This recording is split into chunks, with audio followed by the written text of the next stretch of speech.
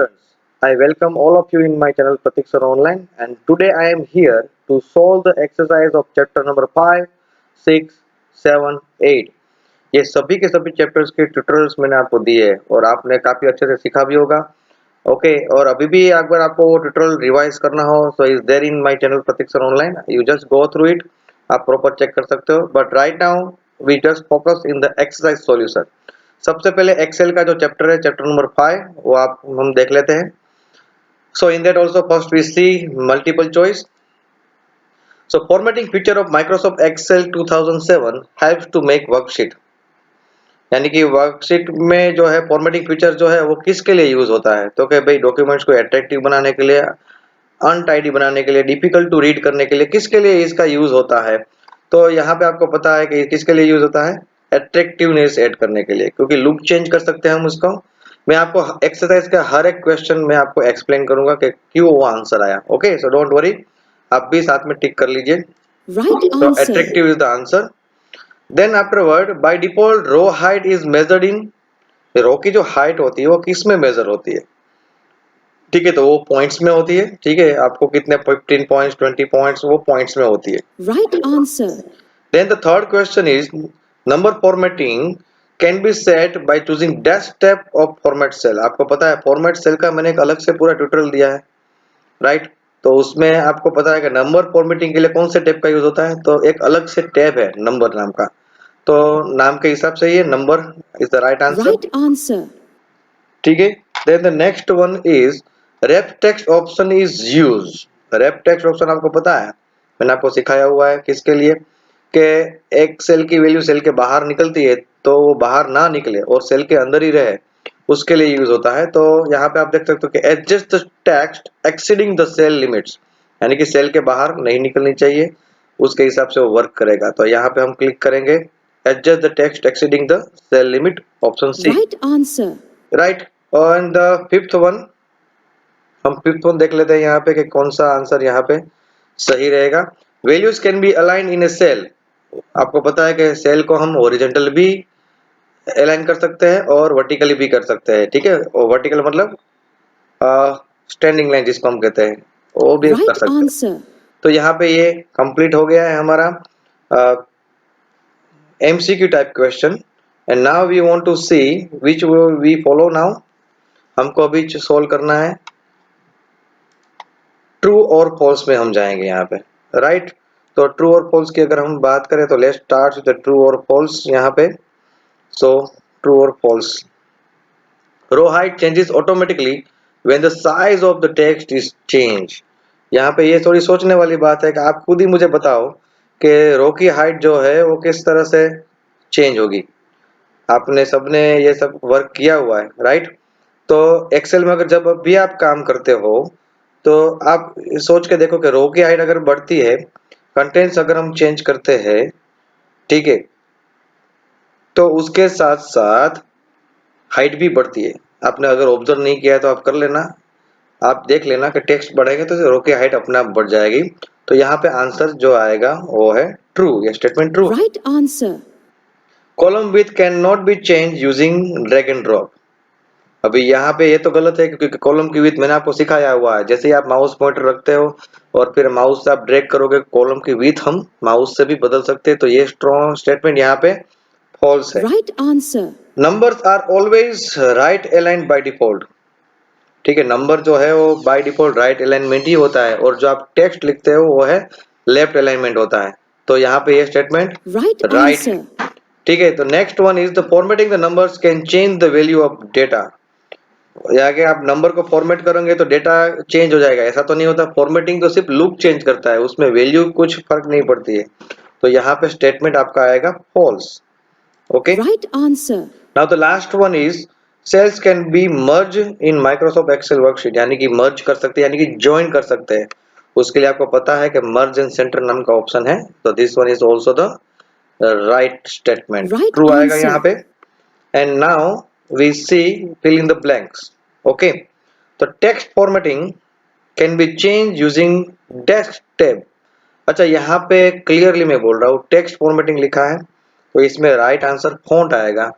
अगर मैं यहाँ पे नंबर लूंगा तो नंबर किसके लिए, स्पेशल नंबर्स को चेंज करने के लिए, डॉलर है, परसेंटेज है, वो नंबर के लिए। यहाँ पे टेक्स्ट लिखा हुआ है तो यहाँ पे राइट आंसर आएगा font is the right answer, ठीक है, फॉन्ट राइट आंसर आएगा। आई रिपीट, फर्स्ट ब्लैंक में फॉन्ट राइट आंसर आएगा। Dash refers to the way the data is represented within the cell boundary, ठीक है, आपको यहाँ पे आंसर आएगा अलाइनमेंट आएगा आंसर, Right ठीक है। answer. हमको किस तरफ दिखाना है, सेल के लेफ्ट साइड, राइट साइड या सेंटर में, उसके लिए हमारे पास ऑप्शन है alignment. And the next one is the dash button in the front, okay, in a font group places the text in the centre of multiple selected cell, यानी कि contents को सेल के सेंटर में अगर दिखाना हो मर्ज करके, तो यहाँ पे एक ही ऑप्शन हमको निकलता है, मर्ज एंड सेंटर, ठीक है, ये थर्ड वन है, Right merge answer. And centre. Fourth one, background of a cell can be change using desk tab in the format cell, यहाँ पे आपको किसका करना है, dash cell in the format cell. तो यहाँ पे हम ले लेते हैं, एक मिनट, यहाँ पे देयर इज ए प्रॉब्लम, हाँ yes yes, fill tab, fill tab is the right answer. अगर आप फॉर्मेट सेल में जाओ, control one is shortcut key, tutorial मैंने आपको दिया हुआ है फॉर्मेट सेल का पूरा, ऐसा है तो चेक कर लो, उसमें एक फिल नाम का टैब होगा, वहां पे आपको जो कलर सिलेक्ट करेंगे वही कलर आपका बैकग्राउंड का होगा। तो फोर्थ ब्लैंक में यहाँ पे आंसर आने वाला है फिल, फिल आएगा right answer, just note it down. Fifth में, dash tool is helpful of copying the applied format from one cell to another cell, okay. तो यहाँ पे फॉर्मेट पेंटर है, आपको पता है कि जो भी आपने बोल्ड, इटालिक, कलर इफेक्ट दी होगी, Right answer. वो सब के सब कॉपी होके जहाँ पे आप ड्रैग करोगे उसके ऊपर वही इफेक्ट आ जाएगी, तो फॉर्मेट पेंटर। यहाँ पे दो क्वेश्चन खास चेक कर लें, क्वेश्चन ब्लैंक 1 में फॉन्ट आएगा एंड ब्लैंक 4 में फिल आएगा, right. Now we go ahead and we check make the following, उसमें सिर्फ टूल्स दिए, we want to identify the tool, किस कौन से टूल का क्या नाम है। तो यहाँ पे आपको पता है ऑब्वियसली मर्ज एंड सेंटर का ये सिंबल है, this one is the symbol of format painter, ये है फॉन्ट कलर, ए लिखा है तो फॉन्ट कलर हुआ, राइट, टेक्स्ट है, ये बॉर्डर के लिए है आपको पता है। And this one is the increase decimal point, यानी कि पॉइंट के बाद कितने डिजिट आपको चाहिए वो हमको डिसाइड करना है। So make the following is over and now name the following, कुछ आइकॉन्स दिए हैं, वो आइकॉन्स किसके लिए है वो आपको नाम देना है, वन वर्ड आंसर जिसको हम कहते हैं, जिसको हम कहते हैं one word answer. Now you see the answer of this alignment, this button is for centre alignment, ये लेफ्ट अलाइनमेंट के लिए है, ये डिक्रीज डेसिमल है, जैसे कि इससे पहले के क्वेश्चन में इंक्रीज डेसिमल था, ये है डिक्रीज डेसिमल, राइट। ये करेंसी सिंबल देने के लिए, ये तो आप पहचानते हैं, हर कोई पहचानता है, this one is for bold, this one is for comma, this one is for underline, ये फिल कलर है, सेल के अंदर कलर फिल करने के लिए, and this is your font size. So here we finish chapter number 5। Now is time to see chapter number 6 using formula in Excel, okay. तो let's we start. Multiple choice question पहले ले लेते हैं, इसका भी मैंने एक आपको पूरा चैप्टर दिया है जिसमें मैंने हर एक एरर्स के बारे में एक्सप्लेन की है, and for that you just follows my channel Prateek sir online, जिसमें मैं आगे भी बहुत सारे कंप्यूटर और टेक्नोलॉजिकल रिलेटेड वीडियोस ऐड करता रहूंगा मेरी चैनल में, जिससे आपका नॉलेज बढ़ता रहे। तो यहाँ पे एरर के बारे में हम देखेंगे, तो हैज ऐसी एरर जो है वो किस वजह से आ रही है, that you know very well, जब कॉलम की विड्थ छोटी पड़ती है और डेटा ज्यादा होता है, then we get this error, column width, column is not wide enough is the right answer, Right answer. ठीक है। dash function returns the serial number of the current system date, यानी कि कंप्यूटर के अंदर जो अभी सिस्टम की date चल रही है उसका सीरियल नंबर लेने के लिए हमारे पास फंक्शन है today function, right answer is today, Right answer. Right. Now exponent operator, exponent की साइन कौन सी होती है, तो obviously power sign is used for exponent, तो option A is the right answer. Right answer. Now formula in Excel starts with very simple question, इतनी सारी formula function मैंने आपको सिखाया, आपने किए, और हर कोई फॉर्मूला की शुरुआत एक्सेल में होती है इक्वल टू साइन से, राइट। Right तो इक्वल टू answer. आएगा यहाँ पे आंसर। ऑटोमेटिक रिकैलकुलेशन मींस, यानी कि ऑटोमेटिक रिकैलकुलेशन मतलब ऑटोमेटिक आंसर मिल जाना, ऑटोमेटिक रिजल्ट मिल जाना, तो यहाँ पे automatic result updation is the right answer. Right answer. तो ये हो गया MCQ. Now we see true और false. Cell address can not be use in formula, cell address के यूज से ही तो एक्सेल का बेनिफिट मिलता है। सेल एड्रेस यूज करेंगे तभी तो वैल्यू चेंज करने पर आंसर बदलता है। तो यहाँ पे ये स्टेटमेंट क्या हो रहा है, गलत हो रहा है, तो फॉल्स आएगा। Right answer. ठीक है। स्टार मतलब multiplication and division both are in a equal level, ये सही है। अगर हम ऑर्डर की बात करें तो मल्टीप्लिकेशन और डिवीजन दोनों इक्वल लेवल पे काम करता है, तो ये ट्रू स्टेटमेंट Right है। answer. Then third, has num error occurs when a wrong text or label is used in formula। ठीक है, occurs when the wrong text, अब यहाँ पे बात कर रही है नंबर की। ठीक है, तो यहाँ पे लेबल आएगा तो ट्रू कर देंगे हम इसको, Wrong नहीं answer. आएगा। तो थर्ड में क्या आएगा आंसर, थर्ड में आएगा फॉल्स। ठीक है, मैं यहाँ पे ट्रू और फॉल्स फटाफट यहाँ पे बता देता हूँ। ये जो है वो Right फॉल्स है फर्स्ट answer. का, ये जो है वो राइट है। Right answer. और यहाँ पे जो हम बात कर रहे हैं, क्योंकि नंबर की बात करी और यहाँ पे लेबल दिया है टेक्स्ट, वो तो पॉसिबल ही नहीं, तो ये स्टेटमेंट बनता है रॉन्ग यानी कि false. Right answer. Okay, now function can be inserted using insert tab, जबकि इंसर्ट टैब में नहीं होता है, फॉर्मूला टैब अलग से आती है। तो यहाँ पे ये स्टेटमेंट फॉल्स बनता है। Right ठीक है, answer. Functions are used to perform complex calculations, yes, कितना भी कॉम्प्लेक्स कैलकुलेशन हो फंक्शन उसको आसानी से कैलकुलेट कर लेता है। Right answer. ठीक है, तो यहाँ पे ट्रू और फॉल्स भी कंप्लीटेड है। Now let we see filling the blanks. Dash type of cell entry is used to perform arithmetic calculation, अगर नंबर है तो ही हम एडिशन सब्ट्रैक्शन मल्टीप्लिकेशन कर सकते हैं, Right कभी भी answer. कोई टेक्स्ट के ऊपर नहीं कर सकते। तो राइट आंसर नंबर आएगा। Formula contributed with dash performs automatic recalculation, cell reference, cell का नाम देना है Right answer. तभी ऑटोमेटिक कैलकुलेशन हो पाएगा। Formula can be copied using dash, ठीक है, कॉपी बटन से नेचुरली है, कॉपी करना हो तो कॉपी बटन ही Right आएगा। answer. Dash function is used to find square root, square root ढूंढने के लिए कौन सा फंक्शन है, that you no, SQRT function. Right answer. Then dash is a piece of information supplied to the function to get the desired result, यानी कि हमको अगर कुछ एडिशनल डिटेल्स डालनी हो, कुछ वैल्यू डालनी है, तो उसको हम कहते हैं आर्ग्यूमेंट। तो यहाँ पे आंसर आएगा Right answer. Argument. So I think is clear. Now let's we move towards the math the following.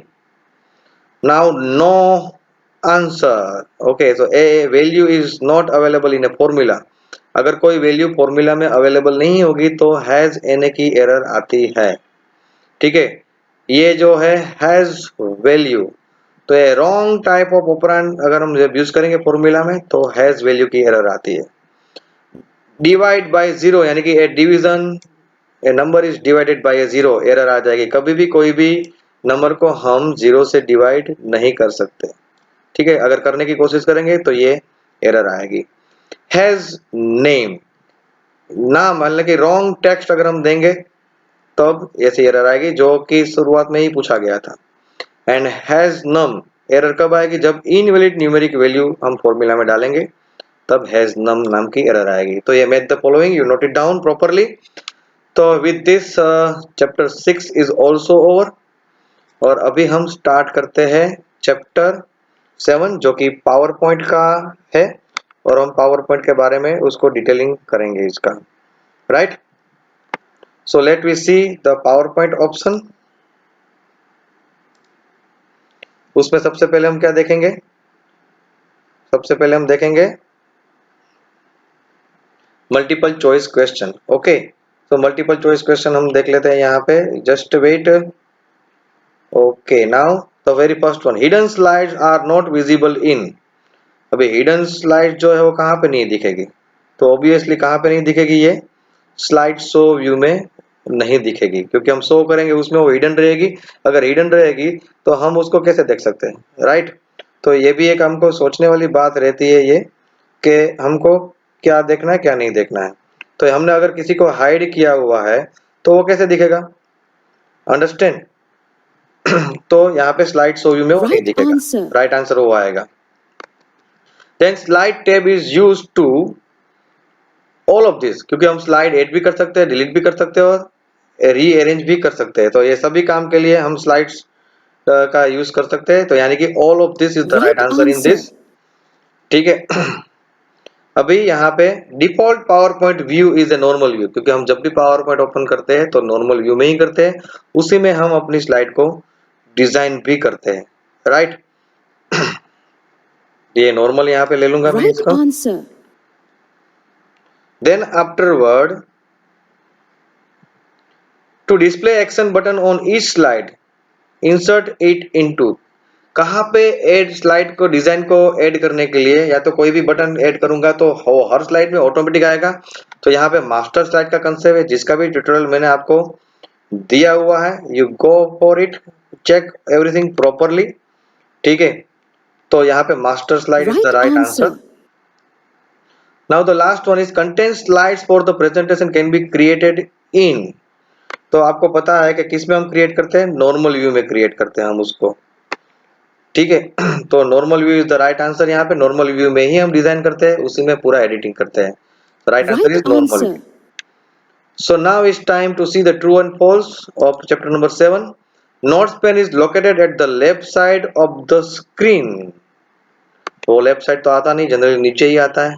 ठीक है, और कभी कभी आप अगर देखो तो वर्जन चेंज होता है. देखो ये थोड़ा ध्यान रखना है, तो कौन से वर्जन में क्या आता है. ठीक है, तो यहाँ पे ये तो स्टेटमेंट फॉल्स होता है. नोट्स पेन Right वो आता है answer. बॉटम में, लेफ्ट साइड नहीं आता है. Slide sorter view is used to create और मॉडिफाई. अब स्लाइड सॉर्टर व्यू का यूज स्लाइड को क्रिएट और मॉडिफाई करने के लिए नहीं है, उसके लिए तो नॉर्मल व्यू है. तो यहाँ पे ये स्टेटमेंट रॉन्ग होता है. ठीक है, तो इज यूज, तो यहाँ पे भी फॉल्स आएगा. Right answer. ठीक है, now we go ahead. Non adjacent slides can be selected using the control key. यानी कि अलग अलग जगह पे जो स्लाइड है उसको मुझे सिलेक्ट करना हो तो मुझे कंट्रोल की प्रेस करके सिलेक्ट करना पड़ेगा, जो कि यहाँ पे राइट लिखा है. Then true. Right answer. Hyperlink are active in the normal view. Normal view में हाइपरलिंक एक्टिव होती है, नहीं होती है, तो ये फॉल्स स्टेटमेंट Right रहेगा. ठीक है, answer. Now custom shows can be connected with the action button. Action button से आप कस्टम शो को भी कनेक्ट कर सकते हैं, तो ये स्टेटमेंट ट्रू है. Right answer. Okay, now let's we start fill in the blanks. ये सभी के सभी चैप्टर्स के ट्यूटोरियल्स मेरी चैनल में है. You just go through it. Subscribe करके भी रख सकते हो मेरी चैनल को, जिससे आपको आगे के भी कंप्यूटर और टेक्नोलॉजिकल ट्यूटोरियल्स मिलते रहेंगे और आप अपना नॉलेज बढ़ा सकते हो. अभी हम फोकस कर रहे हैं किसके ऊपर, एक्सरसाइज है और चैप्टर 7 में. सो नाउ ब्लैंक्स की बात करते हैं. तो desk view shows the thumbnail slides okay of the presentation. तो आपको पता है कि स्लाइड सॉर्टर में ही थंबनेल Right दिखता है. answer. Desk tab shows the title and the main text from each slide. तो सिर्फ टाइटल और मेन टेक्स्ट की ही बात करें तो सिर्फ आउटलाइन, उसमें कोई फोटो नहीं आता है, Right कोई answer. टेबल नहीं आता है, कोई चार्ट नहीं दिखता. डुप्लीकेट स्लाइड ऑप्शन कहाँ से आता है, तो कि होम में से आता है. ठीक है, Right answer. Smart art option is available in which. आपको कहाँ से मिलेगा, तो कि इंसर्ट में से ही मिलेगा आपको smart art option. Right answer. And the last blank is dash is a link from one slide to another slide. उसके लिए तो एक ही ऑप्शन है, हाइपर टेक्स्ट. सॉरी, हाइपरलिंक आएगा, हाइपर टेक्स्ट नहीं आएगा. By mistake hypertext I take. Hyperlink आपको पता है लिंक देने के Right लिए होता है, answer. तो हाइपरलिंक मैंने ले लिया. So blank over. Now we go for make the following. इसमें भी आइकॉन को ही पहचानना है. The very first one is the for a custom slide show. Okay, second is for hide करने के लिए है ये आइकॉन. थर्ड जो है वो हमारा हो जाएगा स्लाइड मास्टर के लिए. ये तो ऑब्वियसली दिखता है हाइपरलिंक के लिए है, और ये भी पता चल जाता है कि स्मार्ट आर्ट के लिए है. So everything is over. So chapter 7 is also over and now we go for chapter 8 and the last chapter of this tutorial. Exercise के लिए वो HTML का है और बहुत ही सिंपल है, आपको पता है. ठीक है, so let's start with this multiple choice. HTML में M स्टैंड फॉर, उसका पूरा नाम आपको पता होना चाहिए. HTML का full form is hyper text markup language. तो M मींस मार्कअप, यहाँ पे ध्यान से, Right मार्कअप answer. है right answer. Which among these is a property of HTML. HTML की प्रॉपर्टी कौन कौन सी है, तो कि टेक्स्ट ओरिएंटेड है, प्लेटफॉर्म फ्री लैंग्वेज है, नो नीड टू ट्रांसलेट, ये सब सही है. तो राइट आंसर आएगा all of this. Right answer. Then the next one is which one of the following is an empty. Empty tag किसको कहते हैं, कि जिसका कोई क्लोजिंग टैग नहीं होता, राइट. तो यहाँ पे बी आई और यू का तो क्लोजिंग टैग है, बी आर टैग का क्लोजिंग टैग नहीं है, that means B R tag is an empty tag. Right answer. Now the next one for writing HTML documents we use. HTML लिखने के लिए मैंने आपको एक ही चीज सिखाई, वो है Notepad. We obviously use one editor, that is Right Notepad. answer. HTML documents are saved with कौन से एक्सटेंशन से आप HTML सेव करते हो? मैंने आपको इतने सारे ट्यूटोरियल्स दिए, प्रोग्राम दिए, फाइल के नाम के पीछे हम क्या लिखते थे? .html या तो .htm। तो यहाँ पे HTM है, तो A is the right answer यहाँ पे HTM। Right answer. So here multiple choice over. Now true or false we take। HTML का पूरा नाम हाइपरटेक्स्ट मार्कअप लैंग्वेज है। जल्दी जल्दी आंसर दे सकते हैं आप। Right answer, Right answer. ठीक है, ट्रू है। HTML tag is a keyword, tag is a keyword enclose in an angular bracket. Right है, एंगुलर ब्रैकेट के अंदर ही हम उसको लिखते हैं, तो ट्रू है ये। Right answer. Each HTML document begins with HTML tag and ends with /HTML। ये भी सही है, HTML से शुरू होता है और HTML से ही एंड होता है उसका। Right answer. Just like other programming language HTML program is also compile. उसमें कोई कंपाइलेशन नहीं है, तो ये स्टेटमेंट फॉल्स है। Right answer. The last one, everything that is visible in the browser window is enclosed in the head tag। the head tag के अंदर थोड़ी ना होता है, वो तो हम लिखते हैं body tag के अंदर, तो ये स्टेटमेंट भी false है। Right answer. So is over। Now we see the blanks। Okay, so dash is the collection of related web page। The collection of web page is called website। Right Definition बहुत ही answer. important है, आगे future में भी काम आएगी। A powerful computer which stores the web page। Web page सभी के सभी वेबसाइट जो है कहाँ पे स्टोर होती है? सर्वर के अंदर। एक सर्वर नाम एक सॉफ्टवेयर होता है Right answer. जिसको हम सर्वर बुलाते हैं। HTML टैग जो है उसको किसके अंदर लिखा जाता है? अभी जस्ट क्वेश्चन आया था, यहाँ पे वापस है, एंगुलर ब्रैकेट के अंदर Right लिखते हैं। answer. HTML tag which has both starting as well as जिसको मैं देखो मैंने आपको पहले ही कहा, अभी एक्सप्लेन किया जस्ट मैंने, जिसका स्टार्टिंग और क्लोजिंग दोनों टैग है उसको कंटेनर कहते हैं, और जो सिंगल होता है जिसका कोई क्लोजिंग टैग नहीं होता है उसको एम्प्टी टैग कहते हैं। तो यहाँ पे ये पूछा गया है कि स्टार्टिंग और क्लोज दोनों होना चाहिए, तो कौन सा आएगा? कंटेनर टैग आएगा। Right answer. Fifth one, dash are the special words inside the opening tag used to control the behaviour. ठीक है, वो है एट्रीब्यूट्स जिससे हम बिहेवियर कंट्रोल कर Right सकते हैं। answer. So this one is also over and the last point, match the following। जहाँ पे टैग का यूज हमको पता करना है। So font tag is the one container tag जिसका क्लोजिंग टैग भी है। अच्छा, रिफ्रेश बटन का यूज किस लिए होता है ब्राउजर में? पेज को रीलोड करने के लिए, राइट। टेक्स्ट वो क्या है? तो फॉन्ट टैग का एट्रीब्यूट है जिससे हम फॉन्ट का कलर बदल सकते हैं। सॉरी, हाँ, बॉडी टैग का एट्रीब्यूट है टेक्स्ट, जिसके हम बॉडी टैग के अंदर जो भी कुछ लिखेगा कंटेंट्स उसका कलर चेंज कर सकते हैं। HR टैग, ओके, वो एम्प्टी टैग है, there is no closing tag. HR horizontal line add करने के लिए। And F11 is the shortcut key of full screen mode. So students, prepare well. यहाँ पे मैंने चैप्टर नंबर 5, 6, 7, 8 चारों की एक्सरसाइज सोल्व कर दिए। आप टेक्स्ट बुक में नोट डाउन कर लो। ट्यूटोरियल सभी के सभी मेरी चैनल में है, that you go through it. ठीक है, और अच्छे से प्रिपेयर करो। All the best, thank you and have a nice day.